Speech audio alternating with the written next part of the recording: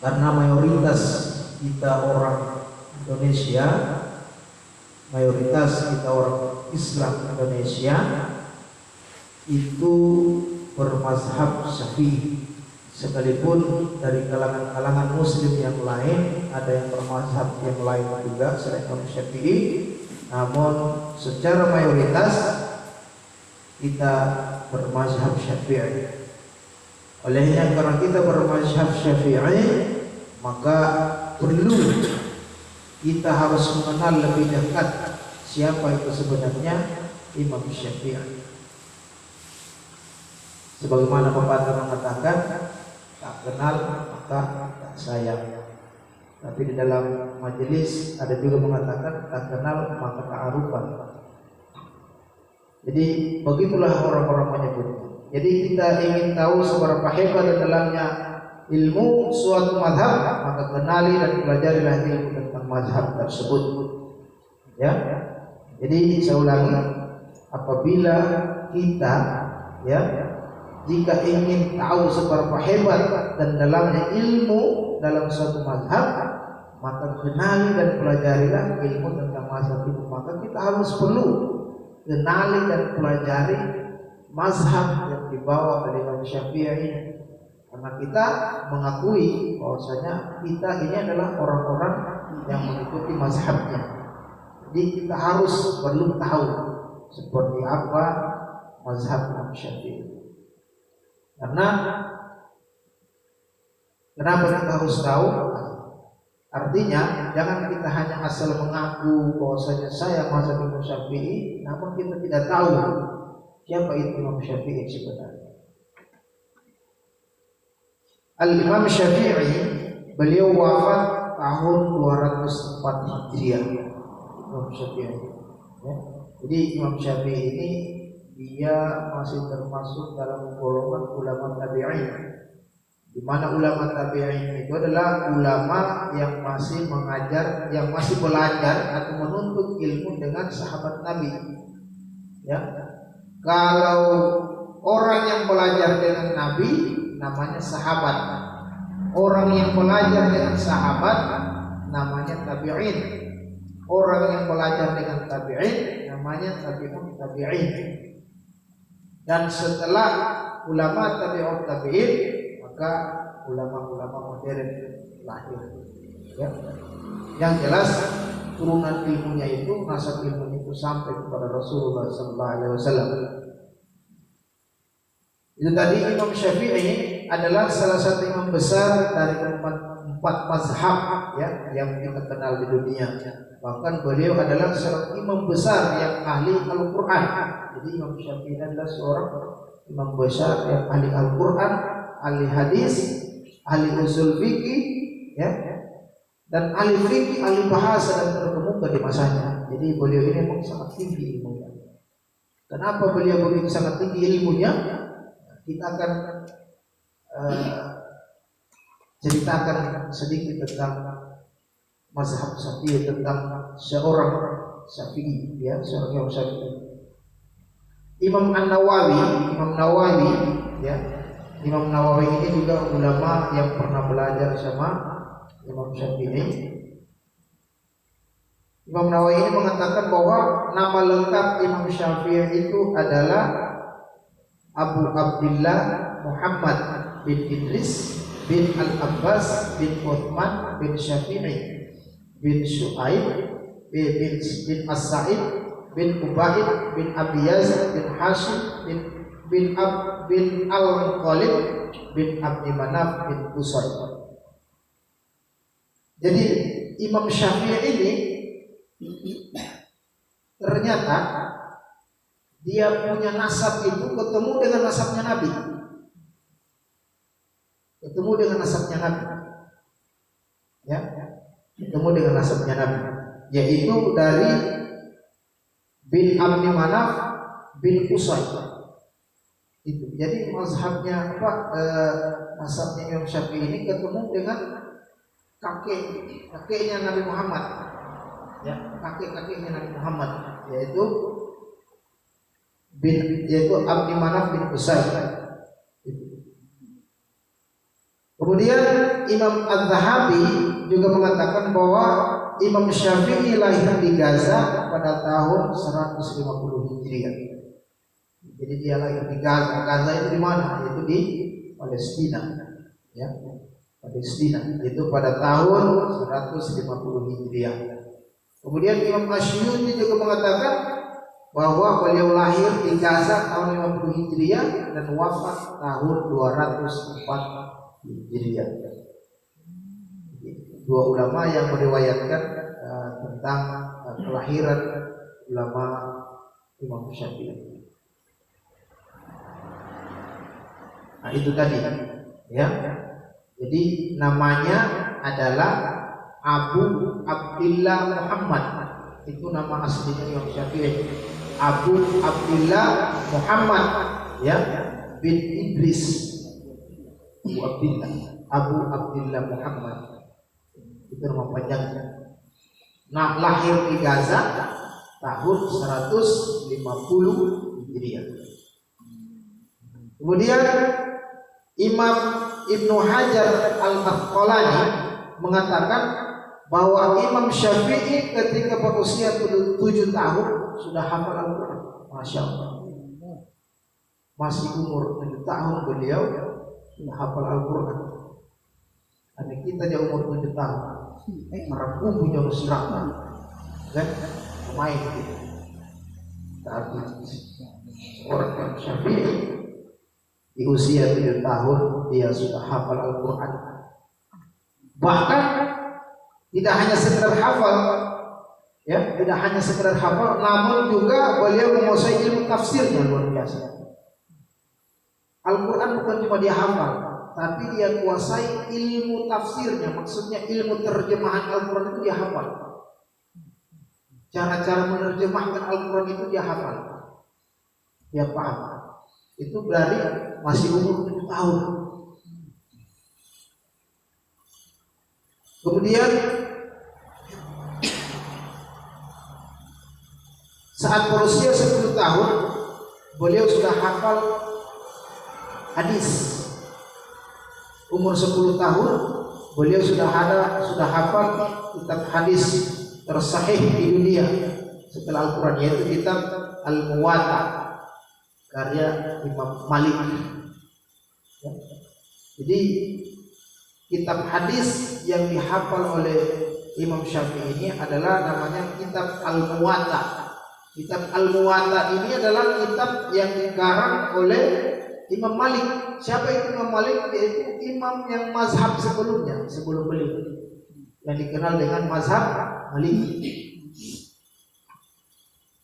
Jadi itu. Jadi Imam Syafi'i sudah menghafal itu hadis dari karya yang diriwayatkan, yang ditulis oleh mazhab Imam Maliki atau yang dikenal dengan Imam Malik. Ya. Itu di usia 10 tahun. Usia 7 tahun dia hafal Al-Quran beserta tafsirnya. Usia 10 tahun dia sudah menghafal hadis. Luar biasa. Kemudian dikisahkan oleh Imam Nawawi bahwasanya pertama kalinya Imam Syafi'i ini belajar bahasa Arab murni, yaitu beliau belajar dengan kaum Hudzail, ya, yang sangat terkenal fasihan bahasa Arabnya. Jadi beliau belajar bahasa Arab itu dengan Bani Hudzail. Bani Hudzail ini adalah bangsa yang sangat terkenal kefasihan bahasa Arabnya di negara Jazirah Arab itu. Yang begitu fasih dengan bahasa Arabnya itu yaitu dari kaum Bani Hudzail. Jadi Imam Syafi'i ini belajar bahasa Arab dengan kaum Bani Hudzail tadi. Kemudian Imam Ibnu Hajar Al-Asqalani juga mengatakan bahwasanya Bani Hudzail itu adalah kabilah Arab yang sangat fasih bahasa Arab. Jadi Bani Hudzail ini adalah sekelompok orang Arab yang begitu fasih, bagus dia punya pengucapan bahasa Arabnya. Karena banyak orang Arab tidak fasih mengucapkan bahasa Arabnya. Tapi ada salah satu kabilah, salah satu kelompok yang begitu fasih dalam mengucapkan bahasa Arab, maka Imam Syafi'i belajar dengan kelompok itu, namanya Bani Uzailah. Kemudian setelah belajar bahasa Arab, Imam Syafi'i ini menuntut ilmu ke Mekah, ya, menuntut ilmu ke Mekah. Diriwayatkan oleh Imam Al-Baihaqi, beliau mengatakan bahwa pada mulanya Imam Syafi'i belajar ilmu Al-Quran dan hadis di usia 7 tahun sampai 10 tahun, ya. Jadi di usia 7 tahun sampai 10 tahun Imam Syafi'i ini sudah belajar Al-Quran sampai dia hafal, dan belajar hadis sampai juga dia hafal. Yaitu belajarnya di mana? Itu belajar di Mekah dengan seorang ulama besar yang bernama Imam Muslim bin Khalid Az-Zanji. Jadi Imam Syafi'i ini belajar menghafal Al-Quran, belajar menghafal ilmu hadis itu dengan ulama besar di Mekah yang bernama Imam Muslim bin Khalid Az-Zanji. Jadi di umur 7 tahun beliau ini, dengan dari umur 7 tahun sampai 10 tahun beliau sudah belajar di Mekah, menuntut ilmu ke Mekah. Bayangkan dari Gaza, dari Palestina, umur 7 tahun belajar menuntut ilmu di Mekah untuk menghafal Al-Quran dan hadis. Kemudian setelah Imam Syafi'i menguasai ilmu yang diajarkan oleh gurunya Imam Muslim Al-Khalid bin Khalid Al-Zanji, maka diriwayatkan lagi oleh Imam Ibnu Katsir bahwa beliau juga mengatakan Imam Muslim bin Khalid Al-Zanji pernah berkata kepada Imam Syafi'i. Jadi gurunya ini berkata kepada Imam Syafi'i, "Wahai anak muda, sungguh telah datang masa bagimu untuk berfatwa dalam masalah agama." Jadi di saat Imam Syafi'i ini di usia 10 tahun, karena dia sudah hafal Al-Quran, maka dia hafal dengan bagaimana cara menafsirkan Al-Quran dengan baik. Kemudian dia hafalkan ilmu kitab-kitab hadis. Maka gurunya mengatakan, "Wahai anak muda, sungguh telah datang masa bagimu untuk berfatwa dalam masalah agama." Jadi di umur 10 tahun dia sudah diajak untuk berdakwah. Jadi maksudnya gurunya ini, silakan kamu berdakwah kemana saja. Jadi umur 10 tahun beliau sudah berdakwah, luar biasa. Kalau kita umur 10 tahun ya udah ada murid, ya masih kita punya apa namanya, kita punya pemikiran itu belum ada yang seperti itu. Kemudian setelah beliau belajar dengan seorang guru di Mekah, kemudian beliau hijrah lagi menuntut ilmu ke Madinah. Dari menuntut ilmu ke Mekah, kemudian pindah lagi menuntut ilmu di kota Madinah. Beliau hijrah ke Madinah untuk belajar dari seorang ulama besar, ahli hadis. Siapa itu ahli hadis yang berada di Madinah? Yaitu ternyata Imam Syafi'i ini belajar dengan ulama yang paling besar, atau ulama yang diakui kehebatannya di Madinah itu adalah ternyata Imam Malik, ya, Imam Malik bin Anas, yang biasa dikenal dengan madhabnya Imam Maliki, madhabnya Maliki, ya. Jadi di usia 10 tahun tadi dari Mekah ke Madinah, dia belajar dengan ulama bernama Malik bin Anas, yaitu pendiri. Malik bin Anas ini adalah pendiri mazhab Maliki, ulama besar tentang ilmu hadis. Jadi Imam Syafi'i ini belajar dengan orang yang bermazhab Maliki, ya, itu.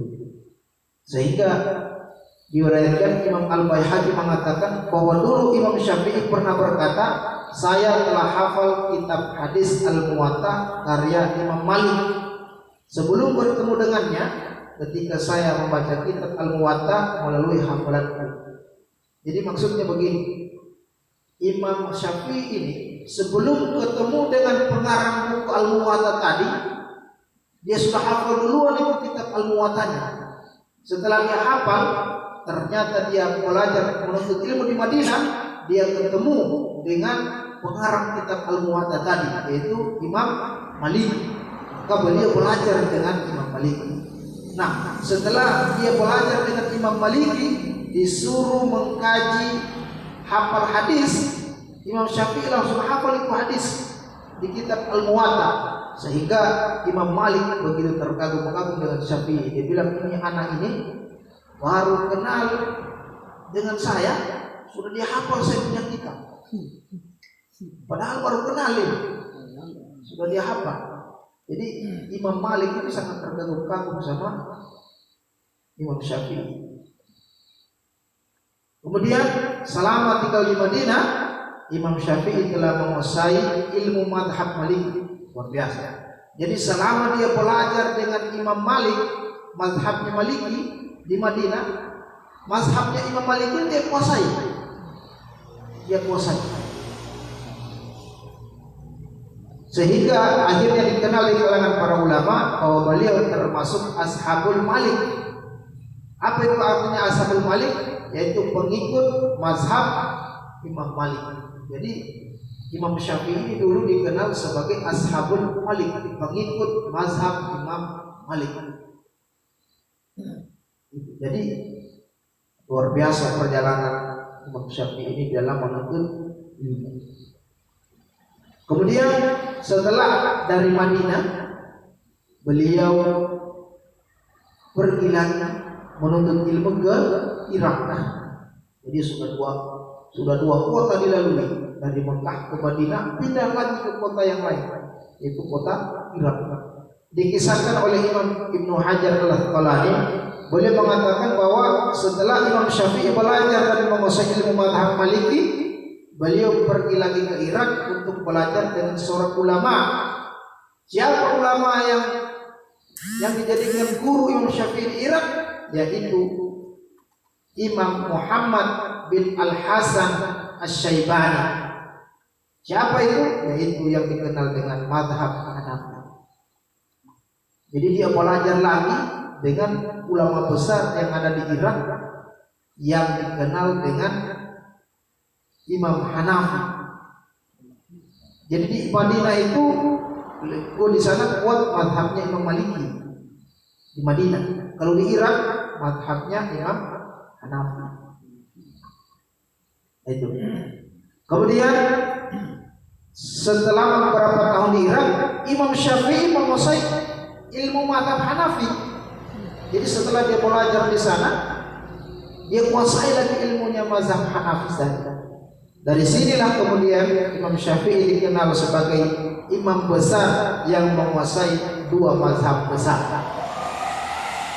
Nah, jadi kehebatannya Imam Syafi'i ini, ya, jadi dia sudah belajar dengan imam mazhab, ya, itu mulai dari Imam Maliki, kemudian belajar lagi sama Imam Hanafi, dan ilmu dari kedua mazhab ini dia kuasai, sehingga Imam Syafi'i ini dikenal sebagai guru besar yang menguasai dua mazhab besar yang ada di dunia. Oleh sebab itu, karena beliau sudah menguasai ilmu madhab Maliki yang terkenal dengan sebutan Al-Hadis, dan menguasai ilmu madhab Hanafi yang dikenal dengan sebutan Ahlur Ra'yi. Kemudian setelah belajar di Irak dengan Imam Abu Hanafi, ya, Imam Abu Hanifah istilahnya, Imam Hanafi, beliau lagi pergi ke Yaman. Pergi ke Yaman lagi. Jadi sudah 3 kota dia lewati. Mekah, Madinah, Irak. Kemudian dia pergi belajar Yaman. Dia ke Yaman belajar dengan Yahya bin Usain dan diangkat sebagai mufti, sekretaris negara Yaman. Jadi dia belajar di sana dengan seorang ulama. Setelah belajar di sana, maka ulama itu mengangkat Imam Syafi'i sebagai mufti di sana. Mufti ini maksudnya sebagai ilmu rujukan yang ada di negara ini, dan diangkat sebagai sekretaris negara. Luar biasa, tamu yang diangkat menjadi sekretaris negara, padahal dia bukan orang asli situ. Dia hanya ke sana mengembara untuk menuntut ilmu, tapi karena tingginya ilmunya, maka dia diangkat sebagai sekretaris negara pada waktu itu di negeri Yaman. Sehingga beliau juga sempat dituduh sebagai pengikut Syiah, karena di Yaman itu dulu, ya, Yaman itu dulu sering terjadi perkelahian, perselisihan antara paham Sunni dan paham Syiah, sehingga Imam Syafi'i ini tertuduh sebagai pengikut Syiah, ya. Namun karena Imam Syafi'i ini sudah dikait-kaitkan dengan pengikut Syiah, olehnya gurunya yang di Irak tadi, ya, gurunya yang di Irak tadi mendengar Imam Syafi'i ini sudah dikait-kaitkan dengan